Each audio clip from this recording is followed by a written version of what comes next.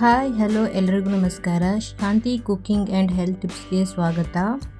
ಸಾಮಾನ್ಯವಾಗಿ ನಾವು ಶೇಂಗಾ ಚಿಕ್ಕಿನ ಮಾಡ್ತಾನೆ ಇರ್ತೀವಿ. ಅದೇ ರೀತಿ ಡ್ರೈ ಫ್ರೂಟ್ಸನ್ನೆಲ್ಲ ಯೂಸ್ ಮಾಡಿ ಡ್ರೈ ಫ್ರೂಟ್ಸ್ ಚಿಕ್ಕಿನ ಹೇಗೆ ಮಾಡೋದು ಅಂತ ತೋರಿಸ್ಕೊಡ್ತಾ ಇದ್ದೀನಿ ನಾನಿವತ್ತು. ಬನ್ನಿ ಹಾಗಿದ್ರೆ ಈ ಹೆಲ್ದಿಯಾಗಿರೋ ಡ್ರೈ ಫ್ರೂಟ್ಸ್ ಚಿಕ್ಕಿನ ಹೇಗೆ ಮಾಡೋದು ಅಂತ ನೋಡೋಣ. ಮೊದಲಿಗೆ ನಾನಿಲ್ಲಿ ಬಡವರ ಬಾದಾಮಿ ಅಂತಲೇ ಹೇಳ್ತಾರೆ, ಶೇಂಗಾ ಬೀಜನ 1 ಕಪ್ ಆಗುವಷ್ಟು ತಗೊಂಡು ಇದನ್ನು ಒಂದು 5 ನಿಮಿಷ ಚೆನ್ನಾಗಿ ಫ್ರೈ ಮಾಡ್ಕೊಳ್ತಾ ಇದ್ದೀನಿ. ಶೇಂಗಾ ಬೀಜ ಎಲ್ಲ ಚೆನ್ನಾಗಿ ಹುರ್ಕೊಂಡ ನಂತರ ನಾನಿವಾಗ ಇದನ್ನು ಒಂದು ಪ್ಲೇಟಲ್ಲಿ ಸೈಡಲ್ಲಿ ಎತ್ತಿಟ್ಕೊಳ್ತಾ ಇದ್ದೀನಿ. ನಂತರ ಅದೇ ಪ್ಯಾನ್ಗೆ 1 ಕಪ್ ಆಗುವಷ್ಟು ಸೂರ್ಯಕಾಂತಿ ಬೀಜ ಹಾಗೂ 1 ಕಪ್ ಆಗುವಷ್ಟು ಕುಂಬಳಕಾಯಿ ಬೀಜನ ಸೇರಿಸ್ಕೊಂಡು ಅದನ್ನು ಸಹ ಒಂದು 5 ನಿಮಿಷ ಚೆನ್ನಾಗಿ ಫ್ರೈ ಮಾಡ್ಕೊಳ್ತಾ ಇದ್ದೀನಿ. ಎರಡನ್ನೂ ಚೆನ್ನಾಗಿ ಫ್ರೈ ಮಾಡ್ಕೊಂಡ ನಂತರ ಇವಾಗ ಇದನ್ನು ಒಂದು ಪ್ಲೇಟಲ್ಲಿ ಸೈಡಲ್ಲಿ ಎತ್ತಿಟ್ಕೊಳ್ತಾ ಇದ್ದೀನಿ. ಹಾಗೆ ಅದೇ ಪ್ಯಾನ್ಗೆ ಮತ್ತೆ 1 ಕಪ್ ಆಗುವಷ್ಟು ಎಳ್ಳನ್ನು ತಗೊಂಡು ಎಳ್ಳು ಚಟಪಟ ಅನ್ನೋ ತನಕ ಇದನ್ನು ಫ್ರೈ ಮಾಡ್ಕೊಳ್ಬೇಕು. ನೋಡಿ, ಈಗ ಎಳ್ಳೆಲ್ಲ ಚಟಪಟ ಅಂತ ಸಿಡಿತಾ ಇದೆ. ಇವಾಗ ಇದನ್ನು ಒಂದು ಪ್ಲೇಟಲ್ಲಿ ಸೈಡಲ್ಲಿ ಎತ್ತಿಟ್ಕೊಳ್ತಾ ಇದ್ದೀನಿ. ನಂತರ ಹುರಿದಿಟ್ಕೊಂಡಿರುವಂತಹ ಶೇಂಗಾ ಬೀಜ ಎಲ್ಲ ತಣ್ಣಗಾದ ನಂತರ ನಾನಿವಾಗ ಈ ಶೇಂಗಾ ಬೀಜನ ಸಿಪ್ಪೆ ತೆಗೆದು 2 ಭಾಗ ಮಾಡ್ಕೊಳ್ತಾ ಇದ್ದೀನಿ. ಎಲ್ಲ ಶೇಂಗಾ ಬೀಜನೂ ಸಿಪ್ಪೆ ಎಲ್ಲ ತೆಗೆದು 2 ಭಾಗ ಮಾಡಿ ಕ್ಲೀನ್ ಮಾಡಿ ಇಟ್ಟಿಟ್ಕೊಂಡಿದ್ದೀನಿ.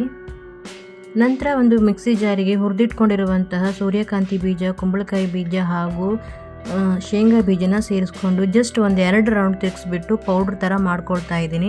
2 ರೌಂಡ್ ತಿರುಗಿಸಿ ಪೌಡ್ರ್ ಮಾಡಿದ್ರೆ ಸಾಕು, ತುಂಬ ನುಣ್ಣಗೆ ಮಾಡೋದು ಬೇಡ. ನೋಡಿ, ಇವಾಗ ಪೌಡ್ರ್ ಮಾಡಿ ಇಟ್ಕೊಂಡಿದ್ದೀನಿ.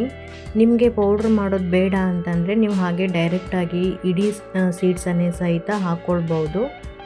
ಇವಾಗ ಈ ಪೌಡರ್ನೆಲ್ಲ ಒಂದು ಬೌಲಿಗೆ ಸೇರಿಸ್ಕೊಂಡು ಹುರಿದಿಟ್ಕೊಂಡಿರುವಂತಹ ಎಳ್ಳನ್ನು ಸಹಿತ ಅದಕ್ಕೆ ಸೇರಿಸ್ಕೊಂಡು ಒಮ್ಮೆ ಒಂದು ಸಲ ಎರಡನ್ನೂ ಚೆನ್ನಾಗಿ ಮಿಕ್ಸ್ ಮಾಡ್ಕೊಳ್ತಾ ಇದ್ದೀನಿ.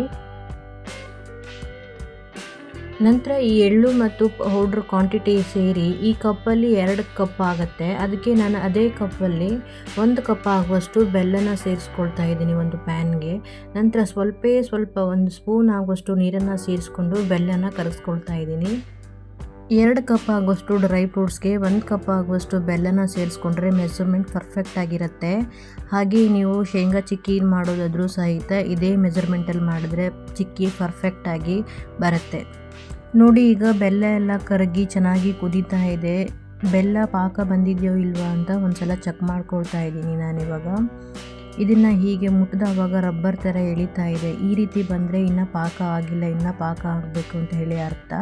ಇವಾಗ ಇನ್ನು ಸ್ವಲ್ಪ ಇದನ್ನು ಕುದಿಸ್ಕೊಳ್ತಾ ಇದ್ದೀನಿ. ನಂತರ ಮತ್ತೊಮ್ಮೆ ಚೆಕ್ ಮಾಡ್ತಾ ಇದ್ದೀನಿ ನಾನು ಇವಾಗ ಇದು ಸಪ್ರೇಟಾಗಿ ನೀರಿಗೆ ಹಾಕಿದ ತಕ್ಷಣ ಎದ್ದಿದೆ ಮತ್ತು ಮೇಲ್ಗಡೆಯಿಂದ ಹಾಕಿದ ತಕ್ಷಣ ಕಣ್ಣಂತ ಸೌಂಡ್ ಬರ್ತಾ ಇದೆ. ಈ ರೀತಿಯಾಗಿ ಸೌಂಡ್ ಬಂತು ಅಂತ ಅಂದರೆ ಪಾಕ ಕರೆಕ್ಟಾಗಿ ರೆಡಿಯಾಗಿದೆ ಅಂತ ಹೇಳಿ ಅರ್ಥ.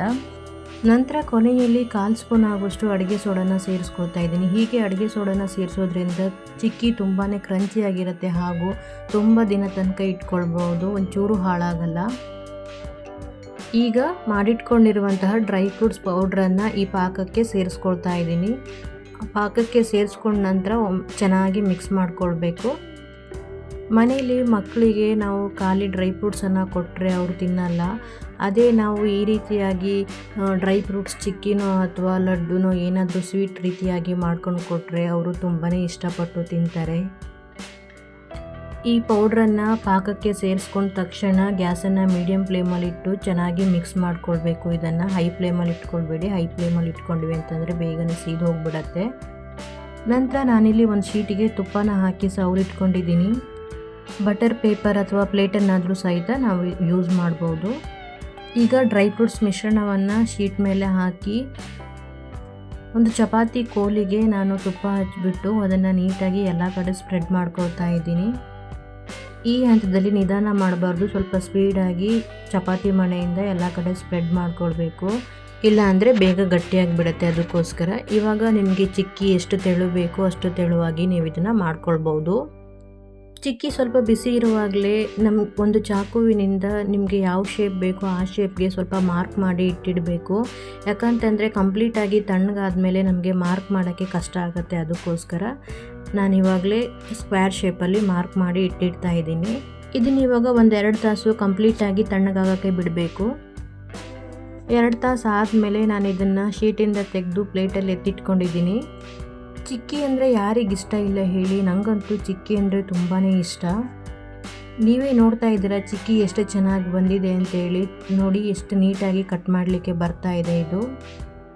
ಹಾಗೆ ತಿನ್ನೋಕ್ಕೂ ಕೂಡ ತುಂಬಾ ಕ್ರಿಸ್ಪಿಯಾಗಿ ಚೆನ್ನಾಗಿತ್ತು.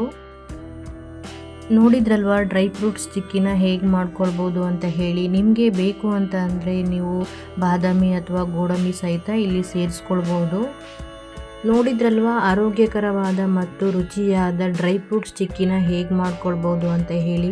ನಾನು ಮಾಡಿರೋ ಈ ರೆಸಿಪಿ ವಿಡಿಯೋ ನಿಮಗೆ ಇಷ್ಟ ಆದರೆ ಪ್ಲೀಸ್ ಲೈಕ್ ಆ್ಯಂಡ್ ಸಬ್ಸ್ಕ್ರೈಬ್ ಮಾಡಿ ಆ್ಯಂಡ್ ಸಪೋರ್ಟ್ ಮಾಡಿ. ಬಾಯ್, ಹ್ಯಾಪಿ ಕುಕ್ಕಿಂಗ್.